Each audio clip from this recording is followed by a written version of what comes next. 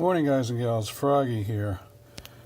This is a pressure gauge that I just bought from Amazon, the company Astro AI, I guess.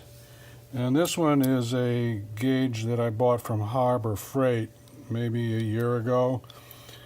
And this gauge is not very accurate. I would say it's within, give or take, 2 to 3 pounds, which is really not very accurate for a tire gauge.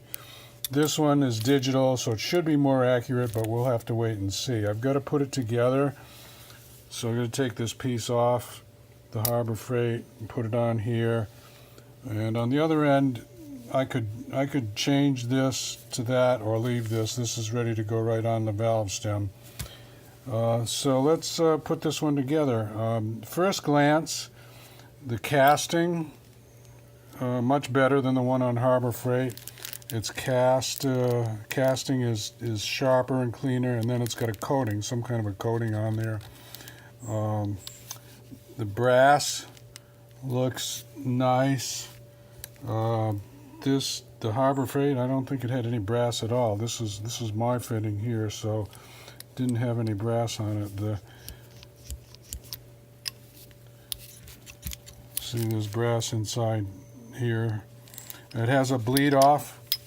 They both have a bleed off. There was never any problem with the bleed off. That works okay. Just the accuracy was driving me crazy.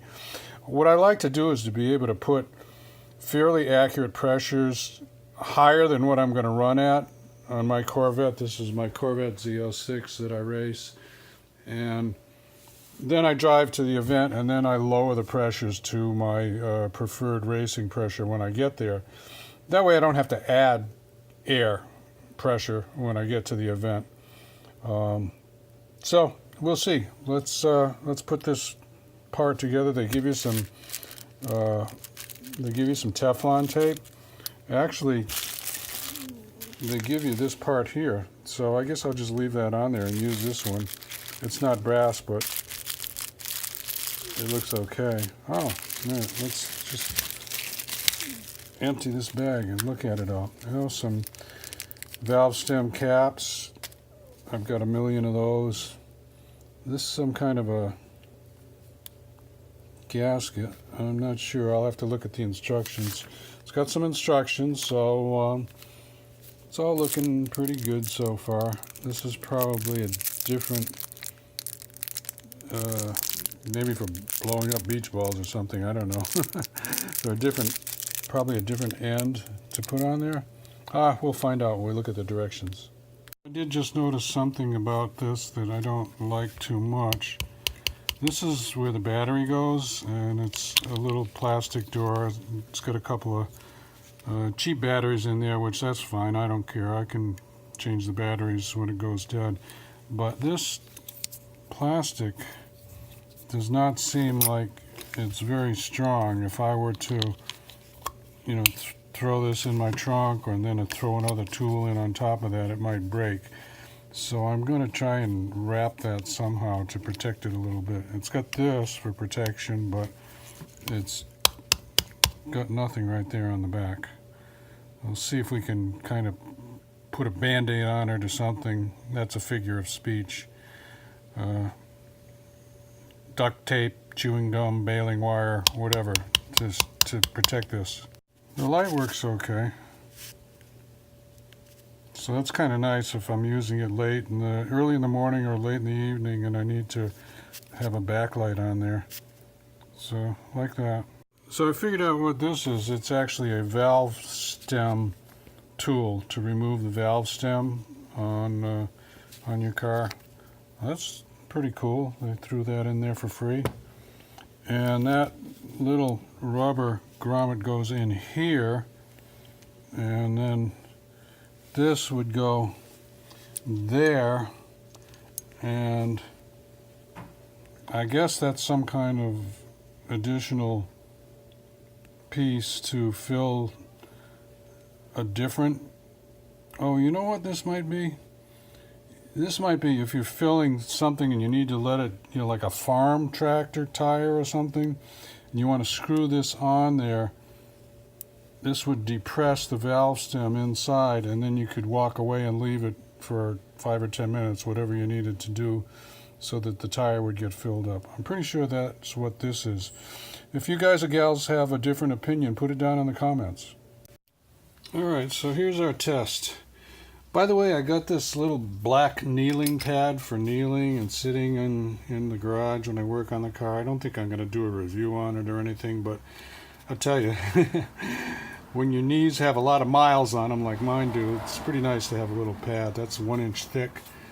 If somebody wants me to in the comments, I'll do a review on it. But otherwise, this is one of my 2 what I call accurate race gauges. See, it's got a metal back. It's not digital, it's analog. This one's made by Quick Car, and I think I paid about 50-60 bucks for that. The Harbor Freight was about 8, and this one is about 25. So I'm going to read all 3 of them and see how they compare. So we got 27.3 on the Astro. By the way, it clips on and fits pretty nice. I kind of like that. And the Quick Car is about, let me see, about 27 and a half. Okay. That was a little shaky, but I had to hold the chuck on with one hand and hold the camera with the other hand. I'm going to have to do the same thing with this one. And, you know, it twists around and such, so I'm just going to read it. I'm going to put the camera down for a second. I'm just going to tell you what it read. It was 26. So those 2 are pretty close. This one's off by a pound and a half maybe, which was what was bugging me about this one. That's about it, pretty much. Give me a thumbs up or a like if this helps you out. Subscribe to my channel if you want more from Froggy, and see you later, guys and gals. Froggy out. Bye-bye. Okay, just a little extra freebie here. This is just a piece of foam. I don't know, it might have been a mouse pad or some kind of a pad for your kitchen. I don't know what it was. No idea. Anyway, it's got some foamy protection. I'm going to cut out a piece that fits the back here, and then I'm going to wrap some super tape around it to hold it on there. And then when I need to get at the batteries, I just cut the super tape off, take it off, throw the batteries in, and wrap it again. So, problem solved, I think, I hope. Anyway, I thought I'd pass that along to you. Then if something falls on it, it's got some protection. There you go. There's step 1. There's step 2. Now, I'll be the first to admit, before somebody else says it, that yeah, the buttons still work okay. You shouldn't have to do this to a brand new item, but I'm going to give it a try. It's about half the price of most of the other digital ones that I looked at, so I'm going to give it a try.